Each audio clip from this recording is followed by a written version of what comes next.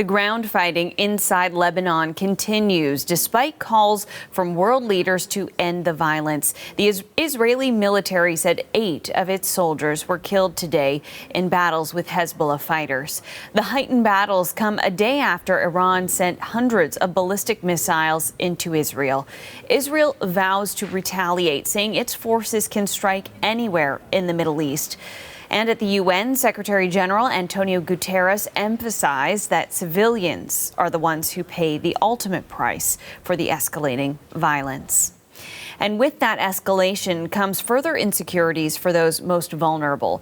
Save the Children International says that more than 1 million people across Lebanon have been uprooted from their homes, including 350,000 children, due to the ongoing airstrikes, ground incursions, and increasing safety concerns. For more on this, we are joined by Fidel Saad of the Save the Children International, and he joins us from Beirut today. Fidel, thank you so much for making time for us. Thank you for having me, Jacqueline. Firstly, could you tell us about what the situation is like in Beirut? You're in the city, you're on the ground. What are the conditions like there? I think living in Beirut currently can be described as, sleepless nights, of course, due to the sound of airstrikes and the drones. Also, this is mixed with feelings of anxiety and worry. But, I think amidst everything that's happening, there's also a sense of solidarity. Communities are coming together, supporting each other and giving resources to each other, which is really important in the current context. This dual experience between the struggle and the solidarity, this is a snippet of what's happening in Beirut, or the life in Beirut currently. In southern Lebanon, we know that the ground incursion by Israel continues. What sort of an effect is that having? We know that people are being displaced from southern Lebanon, having to flee their homes to remain safe. What sort of effect is that having in terms of the need for support from an organization like yours?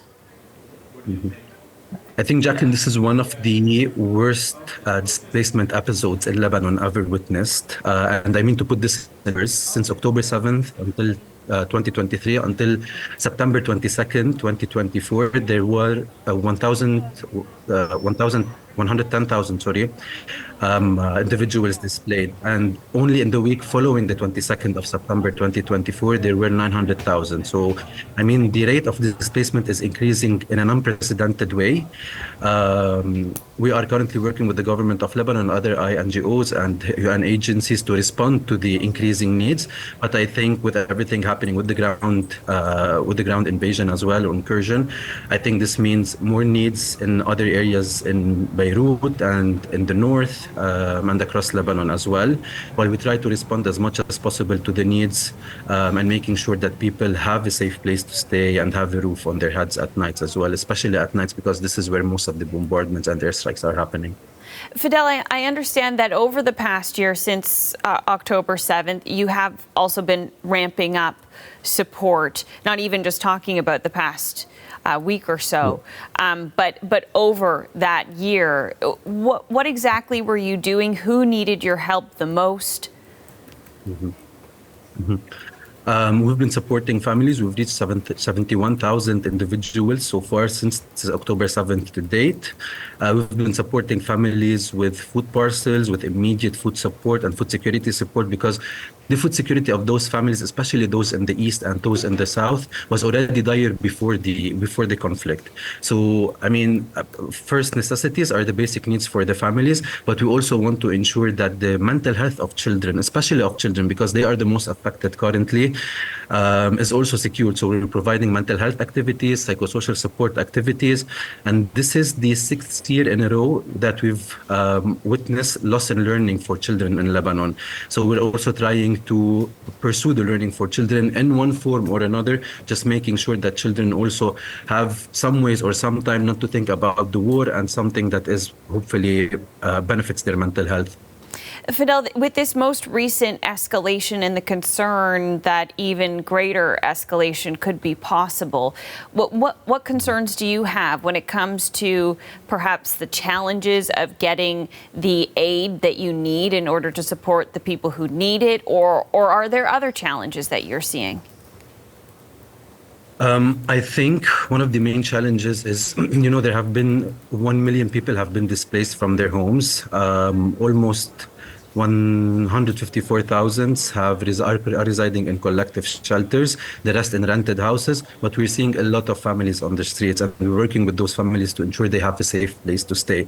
So I think this is one of the main concerns.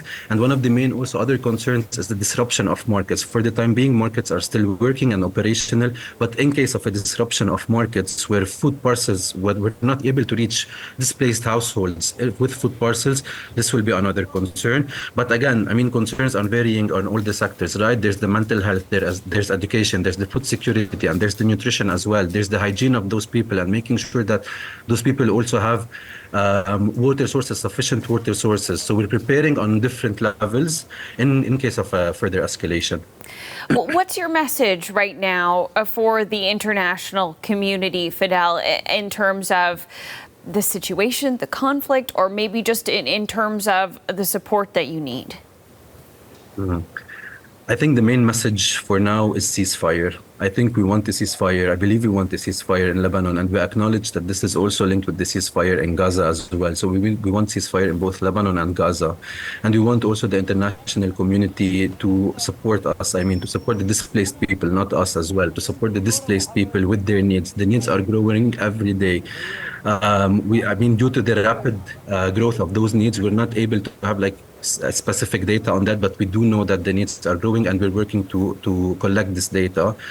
So we're hoping for the international community for more support and advocacy and influence on a ceasefire in the region as well, because this is also escalating to a regional conflict, and we want to make sure this doesn't escalate as much. Fidel, it's important to hear the situations that you're experiencing on the ground there, the families that you're helping. We really appreciate you joining us. Thank you so much. Thank you for having me. That's Fidel Saad with Save the Children International in Beirut.